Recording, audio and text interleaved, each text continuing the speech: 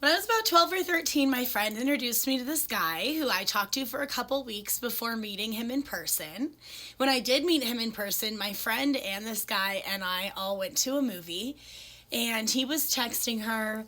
You told me that she had a lazy eye, but she really doesn't look good with her eye and it's really noticeable, and I can't believe that you set me up with her when she's so ugly. So my friend told me what he was sending her, and we left the movie before it ended because I was upset. And I talked a bunch of crap to him.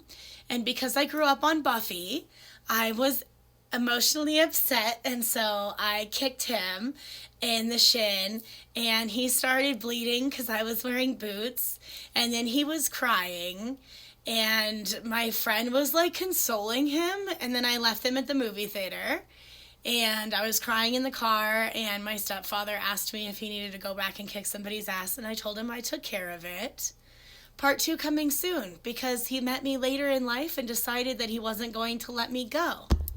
I completely forgot about this guy because he was a POS and I wasn't going to put any attention into that. But my friend dated him, I guess, and he was like still around. So I went to a concert downtown, and one of my friends was chatting with some of his friends. We were all in a circle, and this guy looks at me and is like, "You're actually really funny." And I was like, "That's insulting, okay." And he said, "Do you know who I am?" And I said, "No, I don't know who you are." So he told me that this was the same guy. And I had been drinking a little bit, and I was like, "Wow, okay." So then he asked if he could get me a beer, and I told him I probably wanted a Bud Light, and his reaction was, "Oh God, you don't even know what kind of beer you want." Okay. I had a couple of drinks. He kissed me on the dance floor. I didn't want to be involved with this, and I wanted to leave, but he was not going to let me leave. Like, he kept saying that he liked me, and he wanted to take me back to his mansion or whatever where he made music. I don't even know.